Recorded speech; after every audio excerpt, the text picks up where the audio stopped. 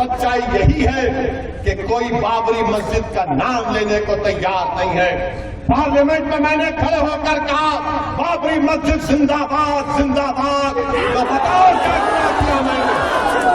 हम अपनी तरफ से पूरी कोशिश कर रहे हैं कि तीसरी मर्तबा हमारे वतन अजीज भारत का वजीर आजम मोदी ना बने। मुझ पर इल्जाम लगाने वालों अगर आज मैं डगरवा में खड़े होकर कह दूं कि लालू ने मोदी से सेटिंग की, लालू ने मोदी से बातचीत करके नीतीश को और आरएसएस को बिहार के हवाले कर दिया, बताओ क्या जवाब दोगे उसका तुम।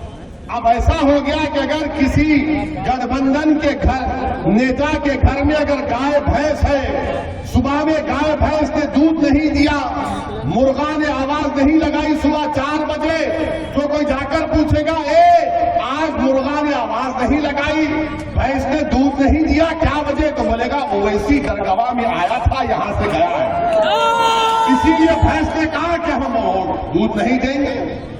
हम अपनी तरफ से पूरी कोशिश कर रहे हैं कि तीसरी मर्तबा हमारे वतन अजीज भारत का वजीर आजम मोदी ना बने, और इंशाअल्लाह ताला हम हर चीज जो मुमकिन है जमहूरी तरीके में दायरे में रहकर, संविधान के दायरे में रहकर हम बीजेपी के बढ़ते हुए कदमों को रोकेंगे।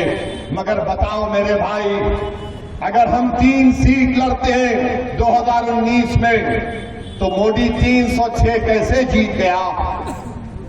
सोचो आप थोड़ी देर के लिए, 3 सीट मजलिस लड़ती है और पूरे देश में मोदी 306 जीत गया। बिहार के 40 सीट में सिर्फ 1 सीट बचा पाते, बाकी का सब एनडीए जीत जाती है। पूछो आप इन लोगों से, गठबंधन के लोगों से, तो बोलेंगे ओवैसी जिम्मेदार। अब ऐसा हो गया कि अगर किसी गठबंधन के घर नेता के घर में अगर गाय भैंस है, सुबह में गाय भैंस ने दूध नहीं दिया, मुर्गा ने आवाज नहीं लगाई सुबह 4 बजे, तो कोई जाकर पूछेगा आज मुर्गा ने आवाज नहीं लगाई, भैंस ने दूध नहीं दिया, क्या वजह? तो बोलेगा ओवैसी दरगाह में आया था, यहां से गया है, इसीलिए भैंस ने कहा कि हम दूध नहीं देंगे। मैंने हर चीज की जिम्मेदारी हम पर आयद हो जाती है, हमको इससे कोई फर्क नहीं पड़ता, क्योंकि हमारी इज्जत का देने वाला अगर आपके दरमियान में, इसलिए नहीं कह रहा हूं कि मुझे तुम्हारा वोट चाहिए, मैं इसलिए कह रहा हूं कि मैं एक दिन मरूंगा और मुझे खबर में जाना है, और दोबारा मुझे और तुमको उठाया जाएगा, और रब्बे करीम सबसे ज्यादा पूछेगा तो हम लोगों से कि बताओ तुमको हमने मुकाम दिया था तो तुमने क्या किया, क्या कहा। मैं उस दिन के लिए ये कह रहा हूं, मैं सच्चाई को सामने रखकर कह रहा हूं, और सच्चाई यही है कि कोई बाबरी मस्जिद का नाम लेने को तैयार नहीं है। पार्लियामेंट में मैंने खड़े होकर कहा बाबरी मस्जिद जिंदाबाद जिंदाबाद, तो बताओ क्या किया मैंने। बताओ, यही तो तुम्हारी ताकत है, तुम्हारी दुआएं हैं कि हम बोल सकते हैं पार्लियामेंट में। मगर डॉक्टर साहब किसका इलाज करेंगे जो खुद मरीज बने हुए हैं? वो किसका इलाज करेंगे? तो इलाज आपको करना है। जब पार्लियामेंट का इलेक्शन होगा तो आपको एक बोलने वाला तो अख्तर अली ईमान जरूर है, मगर अख्तर अली ईमान के सीने में धड़कता हुआ दिल है।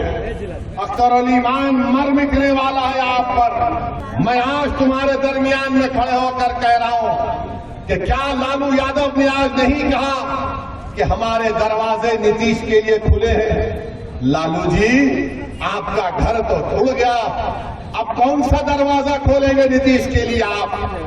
मुझ पर इल्जाम लगाने वालों अगर आज मैं डगरवा में खड़े होकर कह दूं कि लालू ने मोदी से सेटिंग की, लालू ने मोदी से बातचीत करके नीतीश को और आरएसएस को बिहार के हवाले कर दिया, बताओ क्या जवाब दोगे उसका तुम समझते हो कि जबान सिर्फ तुम्हारे मुंह में है?